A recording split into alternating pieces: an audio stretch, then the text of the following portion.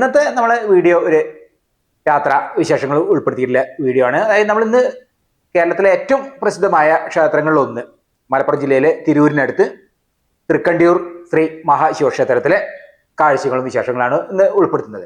അപ്പൊ ഇന്നത്തെ വീഡിയോ ഇവിടെ ആരംഭിക്കുകയും നമ്മളെ വ്യൂസ് വിത്ത് രാജൻ യൂട്യൂബ് ചാനലിലേക്ക് എല്ലാവർക്കും സ്വാഗതം. മലപ്പുറം ജില്ലയിലെ തിരൂരിൽ സ്ഥിതി ചെയ്യുന്ന ഒരു പുരാതന ക്ഷേത്രമാണ് തൃക്കണ്ടിയൂർ മഹാശിവക്ഷേത്രം. ഇത് 108 ശിവക്ഷേത്രങ്ങളിൽ പറയപ്പെടുന്ന ഒരു ക്ഷേത്രം കൂടിയാണ്.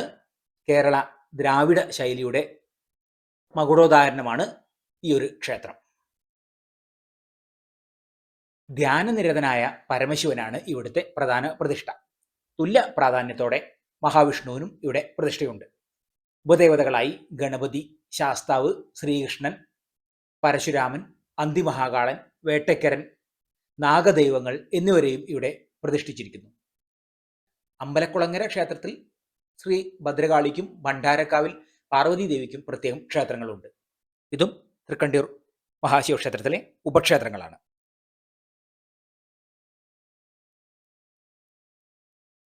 തിരൂർ ടൗണിൽ നിന്ന് ഏകദേശം 2 കിലോമീറ്റർ ദൂരത്തിലായിട്ടാണ് ക്ഷേത്രം സ്ഥിതി ചെയ്യുന്നത്. പരശുരാമനാണ് ഈ ക്ഷേത്രത്തിലെ പ്രതിഷ്ഠ നടത്തിയത് എന്നാണ് വിശ്വാസം.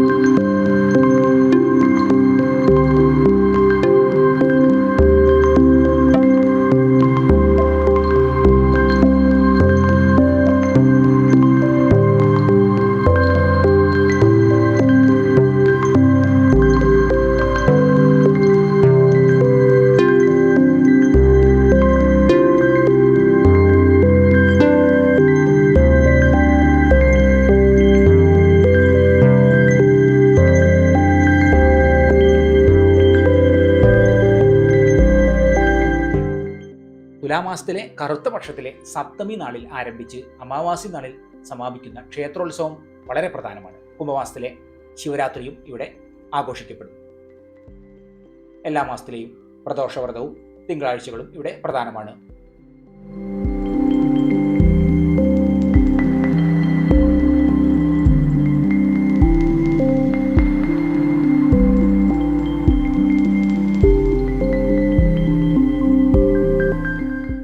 കർക്കിടക മാസത്തിലാണ് ഞാൻ ഇവിടെ വരുന്നത്. കർക്കിടക മാസത്തിലായതുകൊണ്ട് നല്ല മഴയുള്ള ഒരു സമയം കൂടിയാണ്.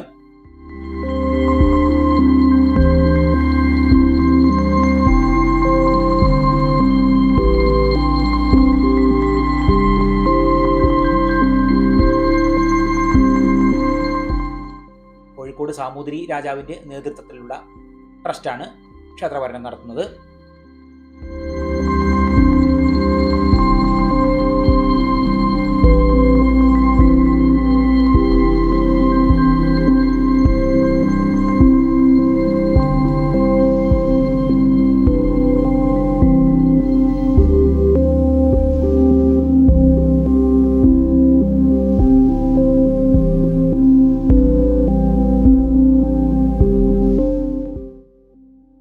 ഒരേ ദിവസം 3 പ്രതിഷ്ഠകൾ 3 നേരത്തായി ശ്രീ പരശുരാമൻ പ്രതിഷ്ഠിച്ചു എന്നാണ് ഐതിഹ്യം.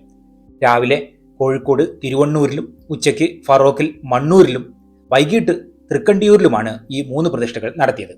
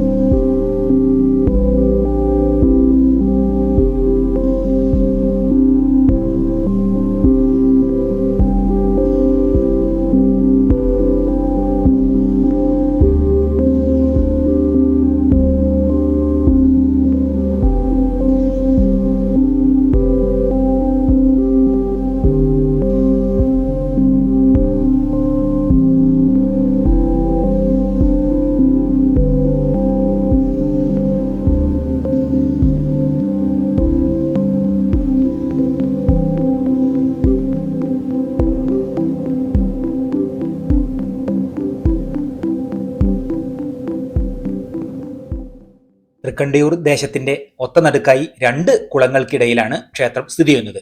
കിഴക്കോട്ടാണ് ക്ഷേത്ര ദർശനം. ക്ഷേത്ര നടയ്ക്ക് നേരെ മുന്നിലായി അതിവിശാലമായ ക്ഷേത്രക്കുളം കാണാം.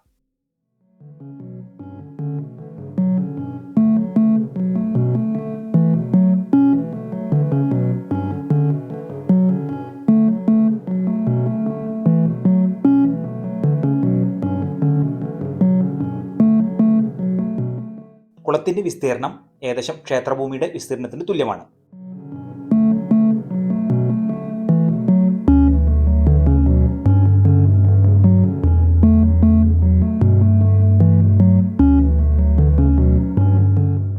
ഈ പ്രദേശത്തെ വളരെ പ്രധാനപ്പെട്ട ഒരു ജലസ്രോതസ്സുകളിൽ ഒന്നാണിത്.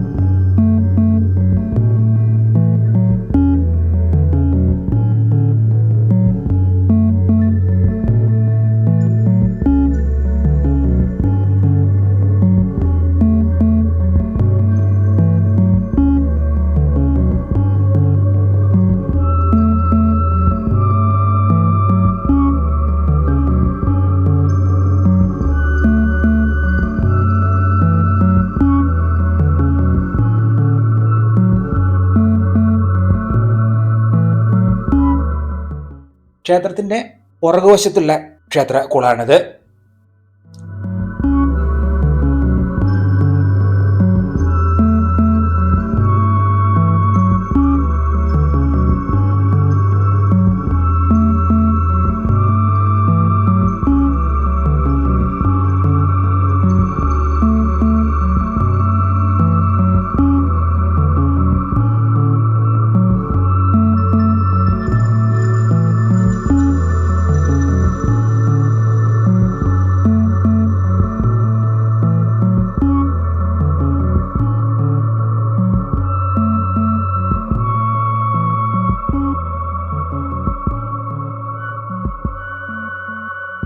അപ്പോൾ ഇന്നത്തെ വീഡിയോ ഇഷ്ടപ്പെട്ടാൽ ലൈക്ക് ചെയ്യാനും ഷെയർ ചെയ്യാനും സബ്സ്ക്രൈബ് ചെയ്യാനും കൂടാതെ കമന്റ് ചെയ്യാനും മറക്കരുത്.